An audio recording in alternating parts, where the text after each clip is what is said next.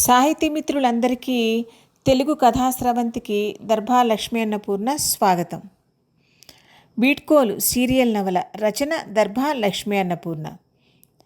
మరి తదుపరి భాగంలో కథ ఏం జరుగుతుందో చూసేద్దామా? ఆనంద్ ఇంటిని సమీపిస్తూ గమనించాడు. ఇంటి తలుపులు తెరిచి ఉండటం, లైట్లు వెలుగుతూ ఉండటం. ఇంట్లో పెద్దవాళ్ళందరూ తన కోసం ఎదురుచూస్తూ కూర్చున్నారన్నమాట. ఆనంద్కి ఒక్క క్షణం ఆనందంగా అనిపించింది. మనస్సులో ఏదో కొత్త ఉత్సాహం వచ్చినట్టుగా అనిపించింది. ఇంట్లోంచి బయటికి వెళ్తున్నప్పుడు ఉన్న క్రోధం, నైరాశ్యం ఇప్పుడు లేవు. మనస్సు కాస్త ప్రశాంతతను సంతరించుకున్నట్టుగా ఉంది. అప్పటిదాకా హాల్లో కూర్చుని ఎదురు చూస్తున్న పార్వతమ్మ గారు అప్పుడే బయటికి వచ్చి కొడుకును చూసి అమ్మయ్య అనుకోబోయి పక్కన ఎవరో అమ్మాయి ఉండటంతో ఒక్క క్షణం గుండె దడదడలాడింది. ఏమీ అర్థం కాలేదు ఆవిడికి. ఇంట్లో అందరితో పోట్లాట పెట్టుకుని వెళ్ళి ఇంత రాత్రివేళ ఎవరో అమ్మాయిని తీసుకువస్తున్నాడంటే ఆవిడ మనస్సు కీడు శంకించబోయి మళ్ళీ అనుకున్నారు, పక్కనున్న అమ్మాయి ఎవరో చాలా చిన్నపిల్లలా ఉంది, ఏమిటో పరిచయం అని. గుమ్మం దగ్గరికి వచ్చిన ఆనంద్ ఒక్క క్షణం ఆగి ఆ అమ్మాయి వైపు చూశాడు. గుమ్మంలో ఓ వయసు మళ్ళిన స్త్రీని చూశాక ఈ ఇల్లు సురక్షితమైనదే అనిపించి అడుగు ముందుకు వేసింది ఆ అమ్మాయి. ఎవరు నాన్న ఈ అమ్మాయి? లోపలికి వచ్చాక కొడుకుని అడిగారు పార్వతమ్మగారు. ఈ ప్రపంచంలో తనకి ఎవరూ లేరంటూ ప్రాణాలు తీసుకోబోతుంటే ఆపి అర్ధరాత్రి కదా అని ఇంటికి తీసుకువచ్చాను చెప్పాడు ఆనంద్. అతనన్న చివరి మాటలకి బెదిరిపోయినట్టుగా చూసింది ఆ అమ్మాయి. తెల్లారితే మళ్ళీ బయటికి పంపేస్తారా? ఒకవేళ వెళ్ళిపోమంటే ఎక్కడికి వెళ్ళాలి తను? ఈ భయంకర ప్రపంచంలో ఒంటరిగా ఎక్కడికి వెళ్ళగలదు? ఆ అమ్మాయి మనసులో భయం గ్రహించినట్టుగా అన్నాడు ఆనంద్. నువ్వెక్కడికి వెళ్ళనక్కర్లేదులే, ఇక్కడే ఉందువుగానిలే, భయపడకు అని. ఒకసారి చచ్చిపోవాలి అన్న ఉన్మాదం నుంచి బయటికి ఎప్పుడైతే వచ్చిందో ఆ క్షణం నుంచి ఆ అమ్మాయిలో బ్రతకాలన్న కోరిక మళ్ళీ బలం పుంజుకోసాగింది. ఒక కొత్త వ్యక్తి, ఒంటరి ఆడపిల్ల కనుక ఈ క్షణంలో రక్షణనివ్వక తప్పదు అన్న ఉద్దేశ్యంతో మిగతా ముగ్గురు ఏం మాట్లాడలేదు. 2 క్షణాల తర్వాత పార్వతమ్మ గారు అడిగారు, నీ పేరేమిటమ్మా అని. సునీత చెప్పింది ఆ అమ్మాయి. బెదిరిపోయినట్టుగా ఉన్న కళ్ళని చూడగానే పార్వతమ్మ గారికి జాలిగానే అనిపించింది. ఆ ఇంట్లో మనుషుల్ని చూశాక సునీతకి నిమిషాల మీద బ్రతకాలన్న ఆశ మొక్క నుంచి వృక్షం స్థాయికి ఎదిగిపోయింది. చప్పున వంగి పార్వతమ్మ గారి కాళ్ళకి దండం పెడుతూ ఏడ్చేసింది. దయచేసి నన్ను ఇక్కడ ఉండనివ్వండి, ఈ ప్రపంచంలోకి వెళ్ళాలంటే నాకు భయం బయటకు చూపిస్తూ అంది. సరేలే, ఇక్కడే ఉందువుగానిలే, ఏడవకు అన్నారావిడ ఓదార్పుగా ఆమెని లేవదీస్తూ. కొంతసేపు అయ్యాక శశిరేఖ భోజనం పెట్టింది ఇద్దరికీ. ఆ అమ్మాయి ఎంతో ఇష్టంగా తింటున్నట్టుగా తింది. ఆనంద్ ఏమీ మాట్లాడలేదు తినేటప్పుడు. భోజనం చేసి మంచం మీద వాలిపోయిన ఆనంద్ మనస్సుకి చాలా రోజుల తర్వాత ప్రశాంతంగా అనిపించింది. ప్రాణం తీసుకోవటానికి ఆ అమ్మాయి నీళ్లవైపు కదిలి వెళ్ళటం, తను వెళ్ళి ఆదుకోవటం ఏదో తెలియని అద్భుతంలా ఉంది. తను ఒక నిండు జీవితాన్ని కాపాడాడు. తన జీవితం నిరర్ధకం అన్న భావన ఉప్పెనలా తనని ముంచేస్తూ ఉండగా ఈ సంఘటన. నిరాసక్తంగా ఉండిపోయే అతని మనసుకి కొత్త ఉత్సాహం వచ్చినట్టుగా అనిపించింది. ప్రాణం అది ఎంత విలువైనదో, అపురూపమైనదో తెలియని అమాయకురాలు పాపం. తొందరలో పోబోయే ప్రాణాన్ని నిలుపుకునే శక్తి తనకి ఉందా? తర్వాత ఈ అమ్మాయికి తన కథ చెప్పాలి. ఈ భూమి మీద బ్రతకాలని తను ఎంతగా ఆశపడుతున్నాడో చెప్పాలి. అప్పుడు కానీ ఆ అమ్మాయికి తన ప్రాణం విలువ ఎంతటిదో తెలియదు. కడుపు నిండా భోజనం చేసి నిద్రపోయిన సునీతకి నిద్ర పట్టేసింది. మనస్సుకి ఎప్పుడైతే తనకి రక్షణ దొరికిందనిపించిందో అప్పటినుంచి ఆ బెదిరిపోయిన హృదయం అప్రయత్నంగా సేద తీరటం ప్రారంభించింది. శశిరేఖకి ఆనంద్ ఉన్న గదిలోకి వెళ్ళాలంటేనే భయంగా అనిపించింది. కొత్తగా వచ్చిన అమ్మాయికి తోడుగా ఉన్నట్టుగాను ఉంటుందని హాల్లోనే పక్క వేసుకుని పడుకుంది. ఆనంద్ ఆలోచనలో తెల్లవారితే ఆ అమ్మాయి సంగతులన్నీ అడిగి తెలుసుకోవాలి, అవసరాన్ని బట్టి నిర్ణయం తీసుకోవాలి అనుకున్నాడు. మరో వ్యక్తి క్షేమం గురించి, రక్షణ గురించి ఆలోచిస్తున్న అతనికి అప్రయత్నంగానే తన సమస్యలన్నీ మరుపుకు వచ్చాయి. తెల్లవారుతూనే అందరికన్నా ముందుగా లేచింది శశిరేఖ. సునీత ఇంకా ఆదమరచి నిద్రపోతూ ఉండటం గమనించింది. ఏ ఇంటి ఆడపిల్లో చూడటానికి చక్కగా ఉంది.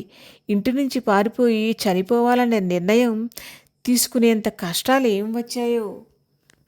ఈ ప్రపంచంలో కష్టాలు ఎన్నో రకాలు.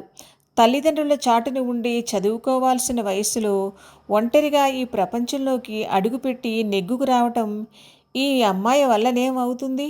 ఈ అమ్మాయి వల్లనేమవుతుంది? చావుని పరిష్కారంగా ఎన్నుకోవటానికి కూడా ఓ విధంగా ధైర్యం కావాలేమో. ఆ ధైర్యం తనకి లేదా? తనకి పిల్లలు బంధాలు అవుతున్నారా? అంతలోనే అనిపించింది ఆనంద్కి. ఏం ఆలోచిస్తున్నాడు తను?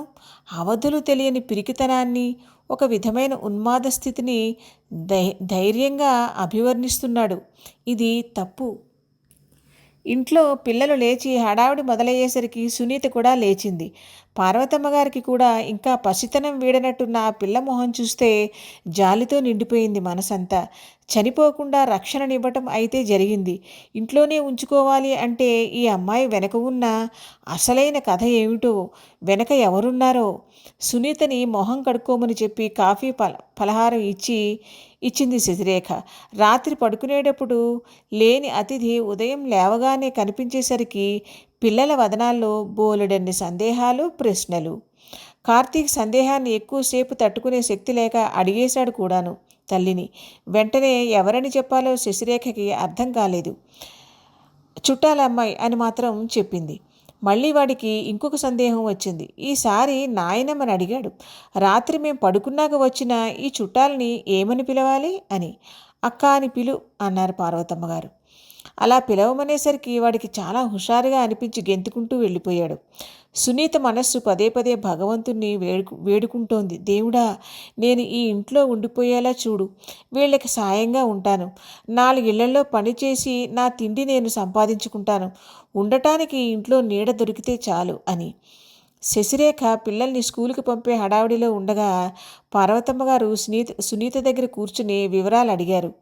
ఈ లోకంలో ఎందరో ఆడపిల్లలకి జరుగుతున్న అన్యాయమే ఈ అమ్మాయికి జరగబోయింది. తల్లిదండ్రులు లేని సునీత మేనత్తి ఇంటికి చేరితే ఆమెను వదిలించుకోవటానికని ఓ బజారు రౌడీకి రెండో పెళ్ళాంగా సునీతని పంపించటానికి ఆమె మేనత్త సిద్ధపడింది.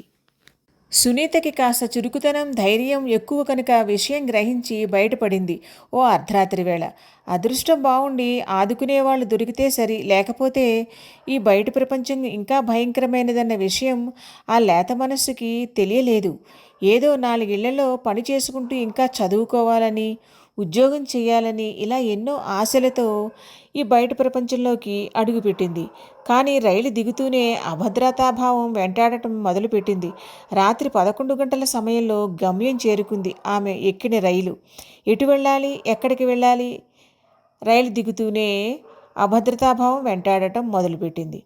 రాత్రి 11 గంటల సమయంలో గమ్యం చేరుకుంది ఆమె ఎక్కిన రైలు. ఎటు వెళ్ళాలి, ఎక్కడికి వెళ్ళాలి?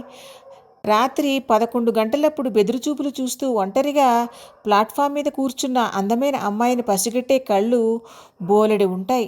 మళ్ళీ పరుగు మొదలైందని అర్థమైంది. స్టేషన్ మాస్టర్ రూములో తెల్లవారేదాకా కూర్చుంది.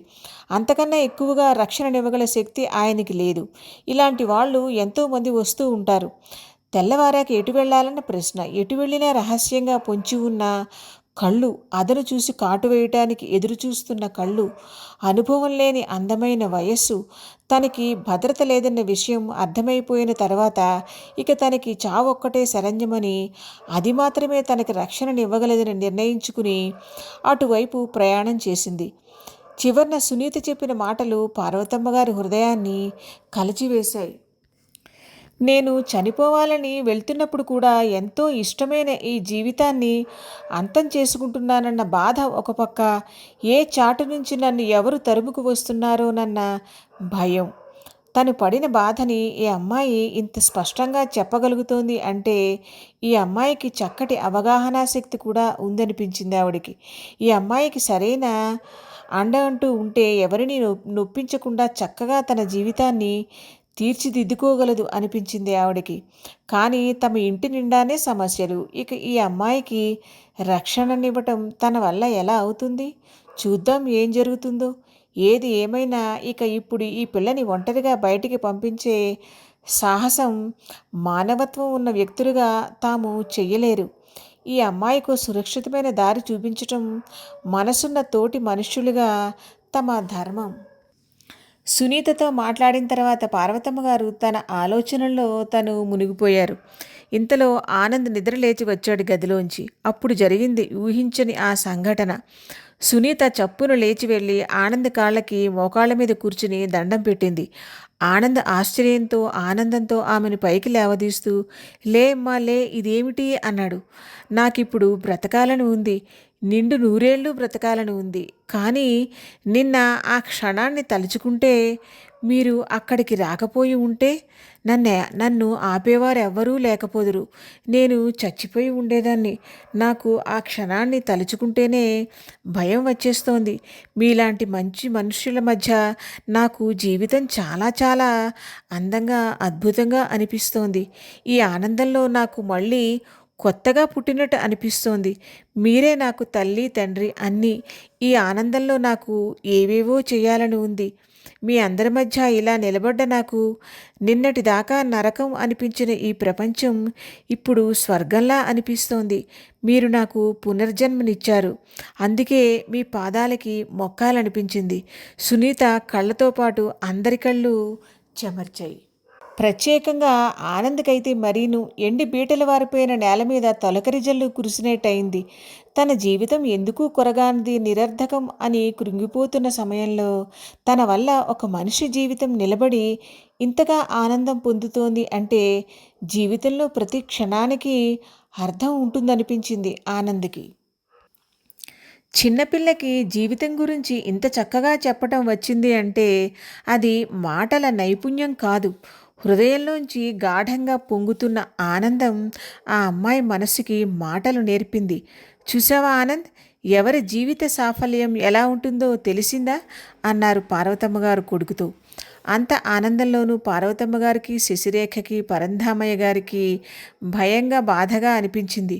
సునీత ఈ భూమి మీద మళ్ళీ జీవించగలుగుతున్నందుకు అమితానందాన్ని వ్యక్తం చేస్తోంది. అది ఏ మనిషి అయితే తిరిగి తనకి ఈ జీవితాన్ని ఇచ్చాడో ఆ మనిషి జీవితం అర్ధాంతరంగా ముగియబోతోంది.